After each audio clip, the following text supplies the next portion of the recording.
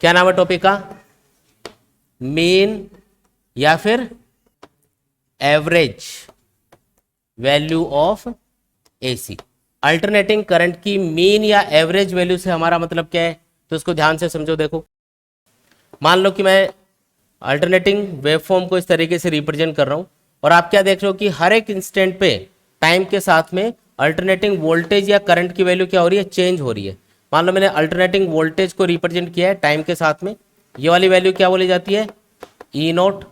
Negative में भी ये वैल्यू इतनी होगी, इसको माइनस ई नोट लिख देंगे। ये पॉजिटिव हाफ साइकिल है, ये नेगेटिव, फिर वापस पॉजिटिव आ गया। एक कंप्लीट साइकिल पूरा करने में जो टाइम लगता है वो है टाइम पीरियड टी। इतनी बातें समझ में आई क्या? ठीक है। तो यहाँ पे जो आपको वेवफॉर्म दे रखी है, इसमें आप क्या देख रहे हो कि एक पॉजिटिव हाफ साइकिल है, उसके बाद में नेगेटिव, फिर वापस पॉजिटिव। तो बार बार ये साइकिल्स चेंज हो रहे हैं।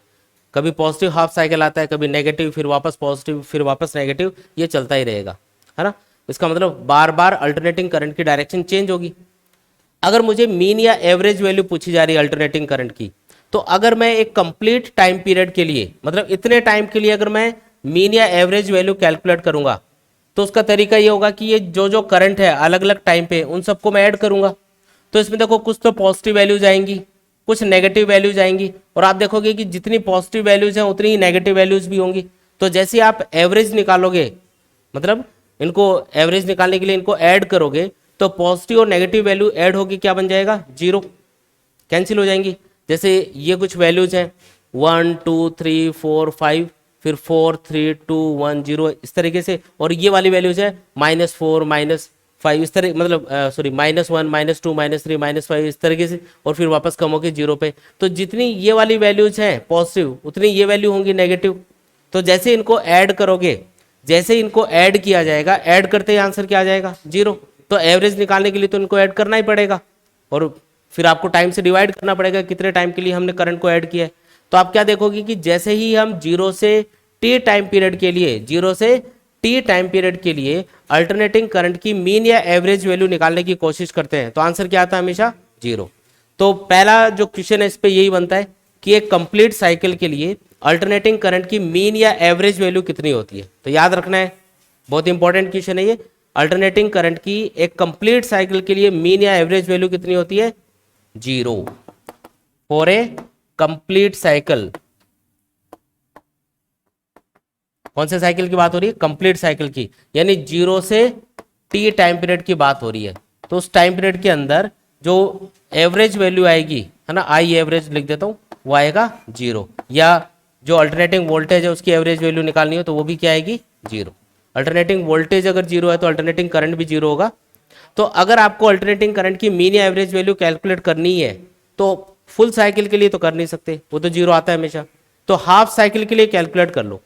अब यहाँ पे कुछ वैल्यूज है 1 2 3 4 5, फिर 4 3 2 1 ऐसे, तो इन सब का कुछ एवरेज वैल्यू निकल के आ सकती है, और उतनी एवरेज वैल्यू इसकी भी आएगी, बस नेगेटिव आएगी।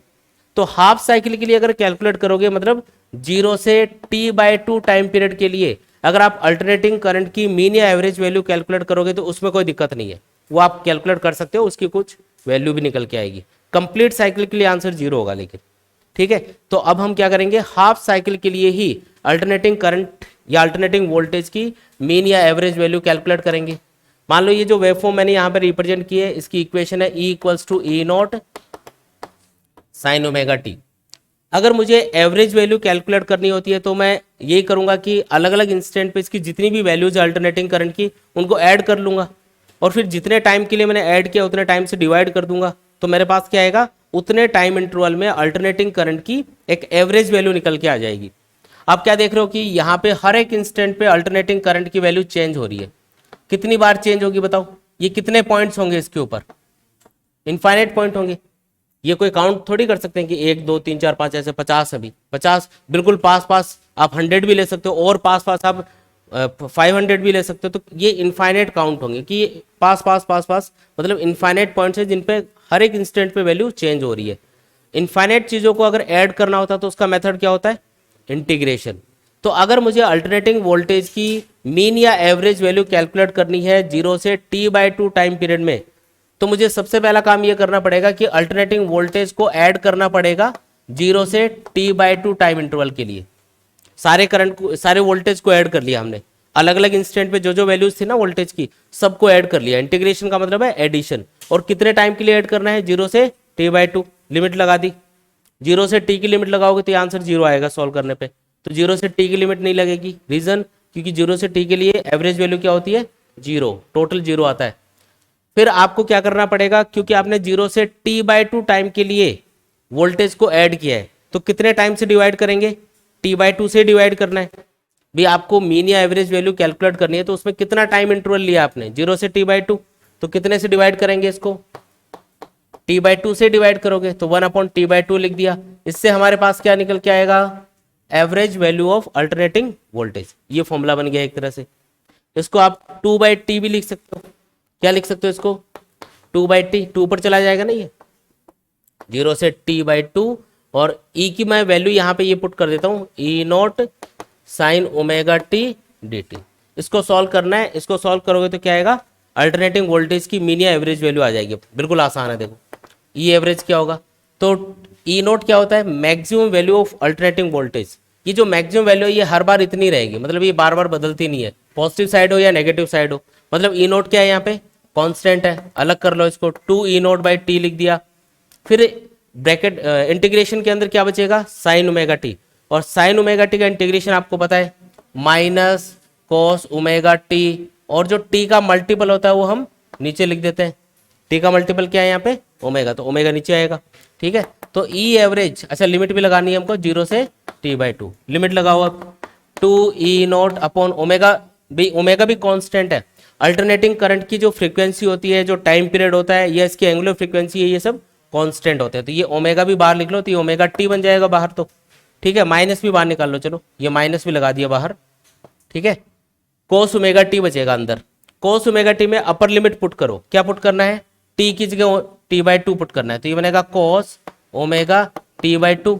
और लोअर लिमिट पुट करोगे तो ये क्या बनेगा, कोस 0, क्या बनेगा, कोस 0। अब आपको पता है भी जो ओमेगा है, ओमेगा को हम क्या लिख सकते हैं, ओमेगा होता है 2π/t। तो बताओ इस फॉर्मूले के अकॉर्डिंग, इस रिलेशन के अकॉर्डिंग ओमेगा इंटू टी को मैं क्या लिख सकता हूँ, 2π लिख सकता हूँ। तो ये देखो यहाँ पे ओमेगा इंटू टी बन रहा है। ओमेगा इंटू टी को क्या लिखा जा सकता है, 2π। अगर 2π को 2 से डिवाइड करोगे तो पाई बचेगा। कॉस पाई की वैल्यू क्या होती है, अरे बोलो, कॉस पाई कितना होता है, -1। और कॉस 0 कितना होता है, 1। तो ये ब्रैकेट के अंदर आएगा -2, है ना। ये -2 बाहर निकालोगे तो ये माइनस माइनस प्लस।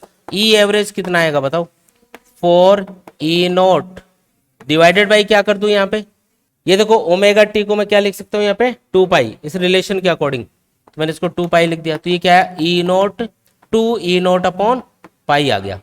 और ये जो 2/π है, अगर आप इसको सॉल्व करोगे ना, पाई की वैल्यू 3.14 पुट करके सॉल्व करोगे तो ये आएगा निकल के, ये वैल्यू निकल के आएगी 0.637 इंटू E0। अब ये वैल्यू आपको याद रखनी है, जो 2/π है उसकी वैल्यू क्या आएगी निकल के, 0.637 इंटू E0 आ जाएगी। यानी कि जो अल्टरनेटिंग वोल्टेज है या अल्टरनेटिंग करंट होता है उसकी मीन या एवरेज वैल्यू, जैसे अल्टरनेटिंग वोल्टेज के लिए लिख रहे हो इसको, तो अल्टरनेटिंग वोल्टेज की जो मीन या एवरेज वैल्यू है वो इसकी मैक्सिमम वैल्यू का 0.637 टाइम्स होगी। जैसे मैंने बोला कि जो अल्टरनेटिंग वोल्टेज है यहाँ पे वो मैक्सिमम जा रहा है 100 वोल्ट तक, है ना। ये मैक्सिमम कितना जा रहा है, 100 वोल्ट तक जा रहा है। तो इसकी मीन या एवरेज वैल्यू कितनी होगी इस अल्टरनेटिंग वोल्टेज की, तो E0 की जगह 100 पुट करो, यह आएगा 63.7 वोल्ट। मतलब 100 वोल्ट अगर मैक्सिमम वैल्यू हो अल्टरनेटिंग वोल्टेज की तो उसकी मीन या एवरेज वैल्यू कितनी आएगी, 63.7 वोल्ट आएगी। मतलब डेफिनेशन क्या बना सकते हो आप, अल्टरनेटिंग वोल्टेज या अल्टरनेटिंग करंट। देखो यही पूरा डेरिवेशन अगर मैं अल्टरनेटिंग करंट को यानी कि I = I0 sin ω/t को लेके अगर सॉल्व करता तो बस E की जगह I आ जाता है यहाँ पे, और कोई चेंज नहीं आता। तो मैं दोनों के लिए ही ये वैल्यू डिफाइन कर रहा हूँ।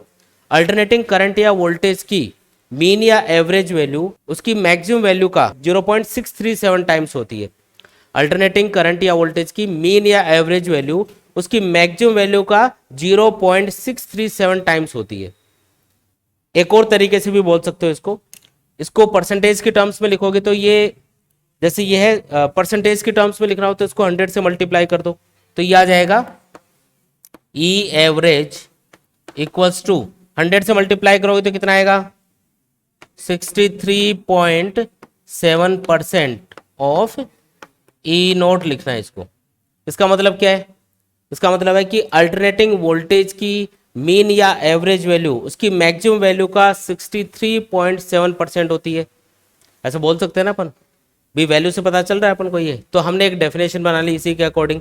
तो अब आपको याद रखना है कि जो अल्टरनेटिंग करंट या वोल्टेज है उनकी मीन या एवरेज वैल्यू से मतलब क्या है, उनकी मैक्सिमम वैल्यू का 0.637 टाइम्स वैल्यू या फिर 63.7% वैल्यू, उसी को हम क्या बोलते हैं, मीन या एवरेज वैल्यू।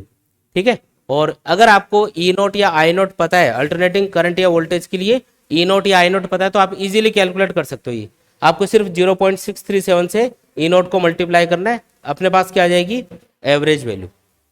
तो अगर आपको एवरेज वैल्यू पूछे तो आपको ये वैल्यू बतानी है। एक कंप्लीट साइकिल के लिए तो याद रखना है कि अल्टरनेटिंग करंट या वोल्टेज की मीन या एवरेज वैल्यू हमेशा 0 होगी, लेकिन हाफ साइकिल के लिए वैल्यू क्या निकल के आती है, 0.637 टाइम्स ऑफ ई नोट, या आई एवरेज अगर लिखना हो तो 0.637 टाइम्स ऑफ आई नोट इसको बोल सकते हो। आया क्या समझ में ये?